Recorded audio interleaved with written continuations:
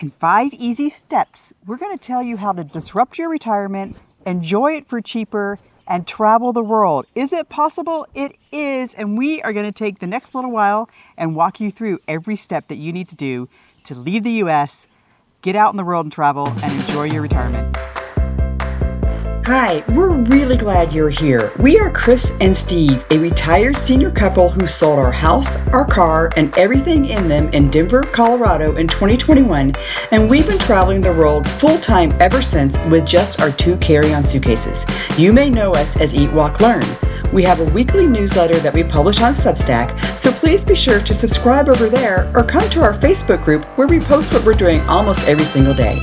On our website, you'll find over 200 locations to inspire you, and you can also read about our entire Nomad life journey in our book series on Amazon. So we made the decision more than 5 years ago to sell everything and travel the world. And the idea is to follow our dreams. We wanted a lifestyle of carefree, traveling, going to places and seeing things that we always dreamed of. And if you have a dream of traveling the world and doing something in your retirement that's really fulfilling and amazing, this is the video for you. And why should you watch us? We're the old guys. We're the old school. We've been on this road. We're 5.5 years into this. 7.5 years we made the decision to start traveling the world. We can prove what we've done. We've got all the data to support it. We've got all of the expenditures, all the budgets, everything. It's all in our channel. We're the people that really know how to do this full time as nomads with 2 carry-ons and a plan. So this is the blueprint. This is the video to watch. Grab a cup of coffee, sit back. We're going to have a little chat, and we're going to go through the 5 steps of what you need to do to disrupt your retirement and get out and enjoy the world. So step number 1, you got to have this mindset that you're disrupting your retirement. What's that mean? Yeah, so I mean, it's really about attitude. I mean, for us, it took a while to get to this decision that we were going to travel the world and have this lifestyle without any kind of home base. We sold our house, we sold everything that we own. And wait.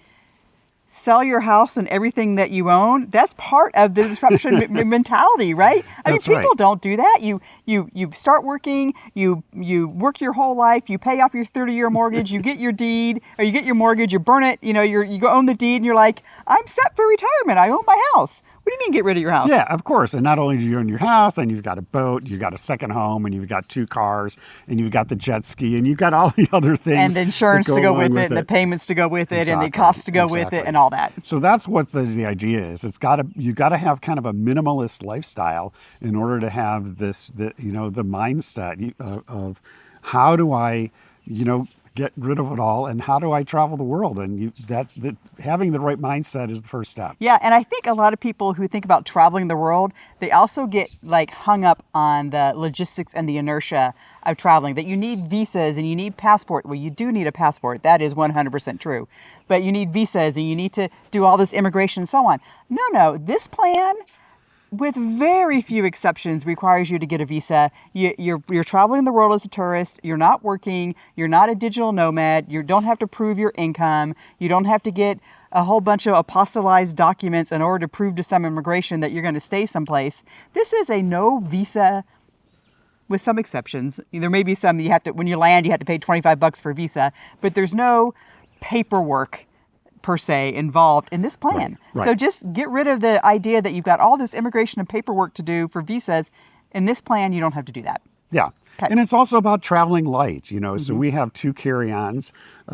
Chris has a carry-on bag and I've got a carry-on bag. We've talked about this extensively in our other videos about how freeing it is to have just a light footprint and a light lifestyle where we can just carry around everything that we need and throw it in the overhead bin and be on to the next location. Right. So you jumped into step 2, and that is shed your stuff, pack for the world, get and go. So like we said, 2 carry-ons in a plan. We have carry-ons. We've talked about them extensively. We use the Osprey Transporter 40. That carry-on allows us on most airlines around the world to carry it on and put it in the overhead. There are some exceptions. There are some places that want things smaller, but in general, we're not going to pack for the extremes of the world. We're going to pack for the normalities and the normalcy of the world. Yeah. And our bag works in that normalcy. Yeah, and I tested it again. We were just in the airport. We kind of had a disaster Travel day. If you want to see about our disaster, we'll show you a video from last week about that. But we were in the airport for quite a while, and I took my bag over to the form that they have to fit it in to see if it fits. And sure enough, it fit the overhead bin, and my backpack fits in the under the seat little form that they have. But the point is, duplicate that. So I've got the same thing. That's everything in the world that we own. So combined, we own about 50 pounds of stuff total. Everything. I mean, we don't own a coffee cup. We don't own a fork. Oh, we do have a spork that we carry with us. We don't own a wall. We don't own a bed mattress. We don't own sheets. Nothing. We own none of that. So getting that mindset that you're going to be a minimalist, and also understanding that the world will provide you what you need at the time that you need it. There are shops everywhere. There's people that sell things everywhere. You will find what you need. I mean, for example, we're getting ready to get on the Queen Mary 2 in a week. We don't have dress clothes for the Queen Mary 2. I'm in my cotton sportswear. Today we went to Goodwill or Salvation Army, and we bought $50 a bag of clothes to wear on the Queen Mary. Yeah. And we'll donate it when we get off the boat in England. Yeah. And one of the reasons why everything we own is in a bag is because we made the decision that we're going to try to stay in 72 degrees as we travel around the world. So that's 20 degrees for our Celsius friends. And so that limits all the extra stuff you might need in a bag with heavy jackets and boots and so on and so forth. I think having an idea and a quest and an understanding of how you want to travel the world and what you want to see will help you decide what you need to pack in order to go do those things. Yeah, and we've been really fortunate. We've got the right shoes, we've got the right gear, and like Chris said, if there's something that we need, we just get it, and then we donate it back when we're done. Right. Like if you're going to go around the world and golf, all you need is golf shirts, right? Or if you're going to go around the world and scuba or snorkel, all you need is a bathing suit. So anyway, that's a little exaggerated, but the point is, only bring what you need. The rest of the world will have what you need. And then finally, and as part of your carry light mindset, you've got to make sure your technology is the exact technology that you want. So we talk about our cell phones a lot. It is the workhorse of our nomad life. Sure. And if your cell phone does not work around the world, you definitely need to spend time figuring out how your cell phone works. We've got videos, blogs, everything about how your cell phone works. But basically, get rid of Verizon, get rid of AT&T, get rid of T-Mobile. We're ready. Yeah, we're ready to do another video on that because we're about to get ready to go onto a cruise. There's a great cruise hack on how you can stay connected while you're on a cruise and not have to pay the exorbitant cruise fees in order to get access to their Wi-Fi. So I think we should do that video. Yeah, soon. but the takeaway from this conversation is we spend about $150 a year each on our phones and have global access to the world through our phones, all the data we could ever want to have, all the Wi-Fi we could ever want to have, all the cell phone coverage we could ever want to have. We get our two-factor authorization, all of it, for $150 a year each to use our phones around the world. If you have questions about that, put it below, but we're going to tell you to go watch this video over here. So, okay, part 3, number 3 of our blueprint for changing the world and going out and nomading the rest of your life is figure out how to hack that cost of living. That is your biggest expense as you travel around the world. Now, we have done video after video after video talking about our expenses. We'll cut to the chase. 5 years ago, our budget was $48,000 a year. This year, it's $66,000 a year in our 6th year of travel. One of the reasons why we're able to do that is we have figured out a $20,000 accommodation hack. Yeah, so we do a combination of things, but I think the biggest thing that we do is house sitting in order to really save money and stay in comfortable places around the world and places that have, great houses, wonderful pets, enjoy the neighborhoods and safe places, and accommodations are for free. It's a mutual exchange of services. So we take care of the pets. They let us stay for free. We do that through Trusted House Sitters. There's a link down in the description. You don't have to house sit. There are lots of other ways to hack the accommodation cost. Stay at an Airbnb for more than 28 days. You'll get like 40 to 60% off your Airbnb rate. Sign up for the credit cards, get your points lined up, figure out how to hack those accommodations by using your credit card points. There's all kinds of workaway programs, volunteer programs. Right. There are lots of ways that you can hack that accommodation cost. Or if you want to spend $200 a night in a hotel, have at it. I can guarantee you it will probably be cheaper in the long run annually for you to pay for a hotel around the world than for you to pay for those housing expenses sitting in the U.S. Yeah, that's very possible. And that's, I think, the biggest thing that we had, because, property taxes alone that we don't have to pay anymore. And, utilities and, Wi-Fi and all those expenses that you have when you own a home, insurance. plus the upkeep. You don't have those problems Yeah, anymore. We owned our house in Denver when we left, but our annual expense on our house was probably $30,000, something like that, with insurance and taxes and utilities and so on. Spend $30,000 on hotels, and you don't have to worry about it. The other part of just learning how to hack that big bill is understanding the transoceanic cruises. These are also called repositioning cruises, one-way cruises. Point to point cruises. And these are cruises. So twice a year, the cruise industry moves its fleets. So you have the Alaska fleet, it moves to the Caribbean fleet. The Caribbeans move to the Mediterranean moves to Australia, and so on. So twice a year, in general, these 30 or 40 boats move from A to B. When they move, those are called repositioning cruises. Those cruises are often discounted very deeply, like down to, we found them for $40 or $50 a night per person. All the services are still included. All the food is included. All the entertainment is included. The transportation obviously is included. And it gets you from A to B. As nomads, all we have is time, and every night we need to pay for a hotel room. So if it's on a boat going to where we want to go, it starts to make sense really quickly. Yeah, I didn't think I would enjoy cruising and being on a ship, but I really do. It feels like you're traveling in a bit of luxury. You've got fine dining, you've got entertainment every night.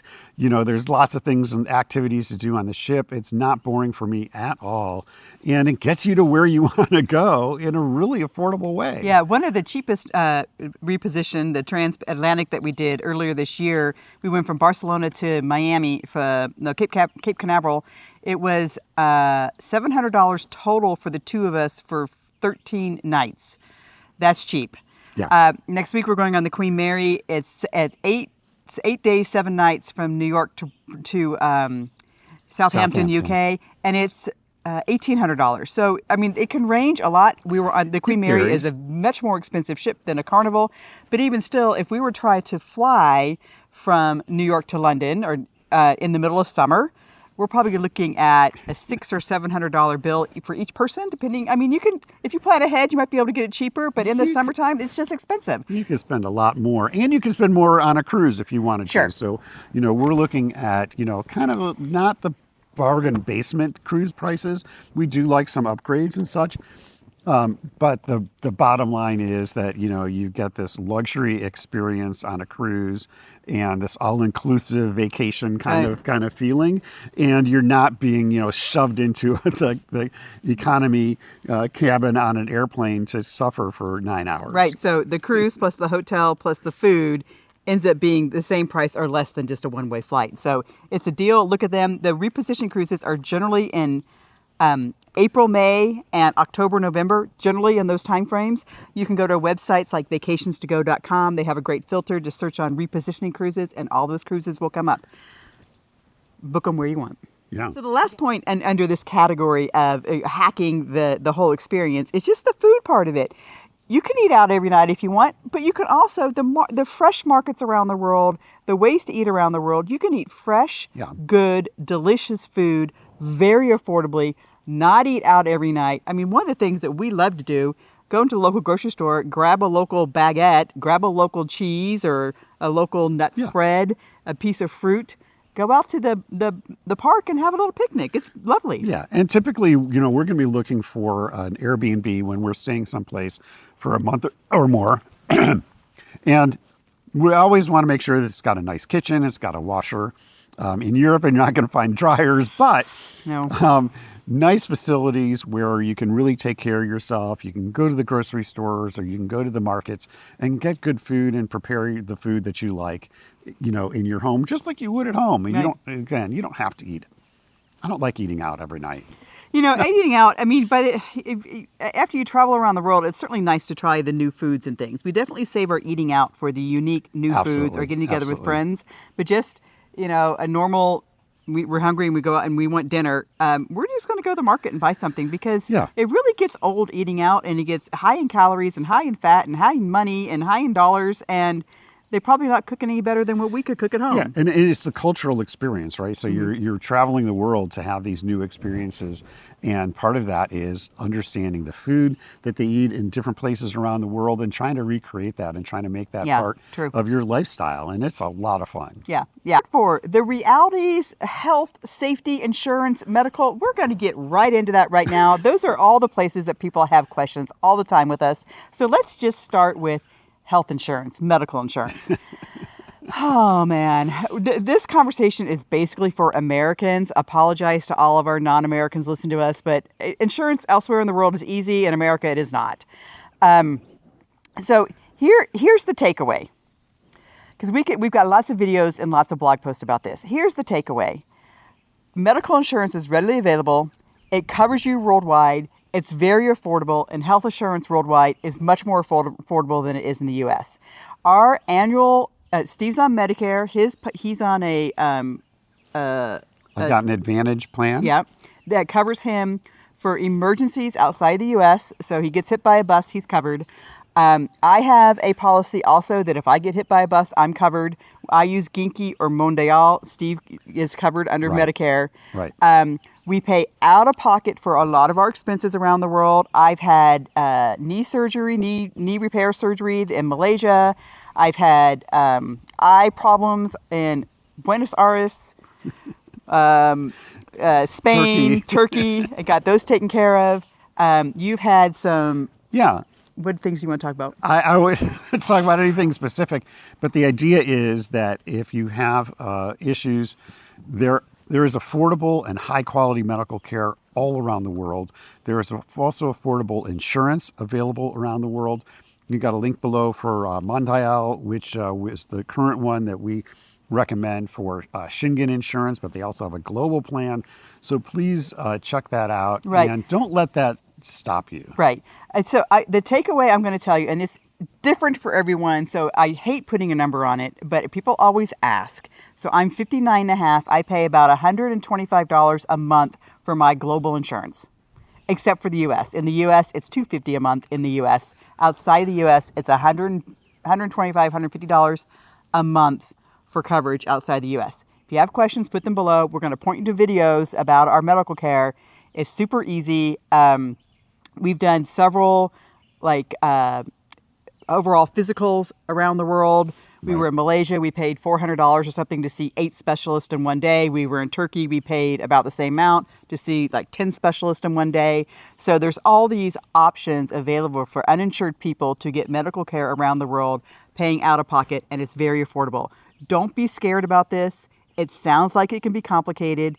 Once you understand it, it is not. Don't let this be a fear of yours that you can't travel the world because of medical insurance. Okay, number 2, taxis, local transit safety. I think a lot of Americans, when we talk about this, they're like, I'm not going to take a bus. We don't take buses, unless you live in New York or Boston or Chicago. Nobody takes public transportation in the U.S. Well, again, it's just where your threshold is. You can go anywhere in the world, and you can hire private drivers.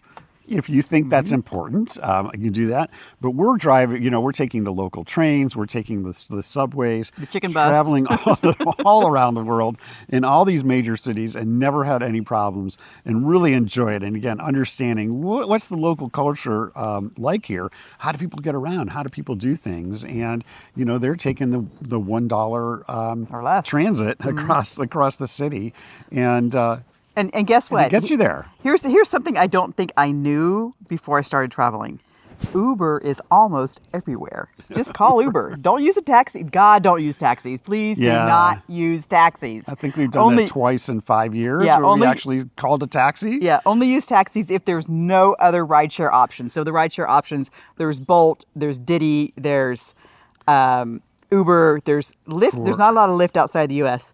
What's the one in Ireland? Go Free. So Free Now. Free Now. So use the rideshare apps. If you Google it before you get someplace, download it, make sure you have it on the phone, make sure you have your credit card number set up, whatever.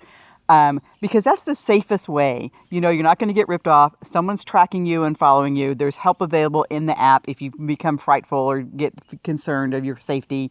And you can, and there's accountability within the app to make sure you're not, someone says, oh, well, I'm going to take the shortcut. And $50 later, the shortcut was 7 hours longer. So anyway, don't take taxis, take rideshare. But generally, I mean, we're walking and we love walkable communities, and you go, throughout Europe, throughout South and Central America, there are very, very walkable communities where you don't really have to rely on transportation to get around. You go outside your door and you walk to the market and you walk to the park and you walk to the to the train station or whatever. It's just your 2 feet. That's how you get around. Yeah. And it's really when we're in the United States, we're like, oh my, we better get a car, because that's the only way to get around is you have to have a car. I sigh because we're at the tail end of it with 6 weeks in the U.S. I feel like I've just driven around the world being in the U.S. And the last point we want to make in this category of the transit and so on is your pace. So I think when people first start out as full-time travelers, they kind of have a vacation mindset and a tourist mindset. Yeah. And they're going to go because they've got this bucket list that they've developed over their life of all these places they want to do when they retire. Well, the good news is you're retired now and you have the rest of your life to do that list. You don't have to get it done in 2 weeks. So pace is super important. And what we have found in general is that the longer a full-time traveler is on the road, the slower they tend to travel. When we first started, we thought we were going to be 1 month at a time. We hit 12 spots in 1 year. In 24 months, we would be done with all the places we want to go to. Boy, were we fools about that. Well, we still, we're moving pretty fast, and we still do that on occasion. We'll move fast at a fast pace, going through cities and seeing sites and checking things off the bucket list. But then we'll stay for a month or 6 weeks, we're going to go back to Greece again this winter, and we're going to stay for 3 months in one location. So we kind of go, we have our own rhythm, and you'll find your rhythm of what helps you. And what's sustainable, I think, is the key, because you can get burnt out pretty quickly here in this pace, and you've got to take care of yourself. Yeah, and pace, the speed of pace equals the frequency of burnout. I think the faster you go, the quicker you get burned out. Yeah. And so taking breaks, coming off the road, taking a break. But it is because the world is amazing. And if you have dreams of seeing the world, of exploring new cultures, of seeing amazing things, yesterday we went to the bluffs. The chimney bluffs on Lake Ontario. And it's like, this is so cool. I love this. Didn't even know it was here. Yeah. And you're just going to continue to find things. And for me, it seems endless. It's I could do this forever. The list gets longer and longer, not shorter and shorter, which is really surprising to me. Yeah. Okay, step 5. How do you get started? What's the first thing you need to do? Number 1, circle a date on the calendar. I swear to God, this is if there's nothing you take away from this video, take away this one. Circle a date on the calendar. If you don't know what date, just pick a calendar and randomly pick one. Or pick your favorite holiday, or pick your birthday. If you know your retirement date, it's the day after your retirement date. Literally pause the video right now, go on your phone, pick a date, say this is our launch date. And it doesn't have to be like next week. We're not saying like it could be. It could be next week, or it could be 2 years from now. Mm-hmm. But setting that, to me, it's like putting the stake in the ground, is saying this is a commitment. This is something that I'm going to do. And certainly getting that date on the calendar does that. But then get into that mindset of, I am going to take those steps and I'm going to do what it takes to be free and start exploring the world. Yeah, it took us probably 5 years before we launched. We started thinking about like retirement and travel and so on. The conversation over time went from staying at home and taking trips. Yeah. To just travel. Yeah. possibly getting 3 or 4 places around the world and going to those places. And then it takes a long time to get to the decision that you're going to become a nomad. At 2 years out is when we actually launched our to-do list.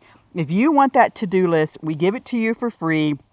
All you have to do is subscribe to our newsletter. When you subscribe, you get an email from us. In that email is the link to download the to-do list. We've got a couple other freebies in there, including Steve's famous spreadsheet about how to track your travel. All you have to do is subscribe. It's all free. Everything we give you is free, but you got to subscribe in order to get that.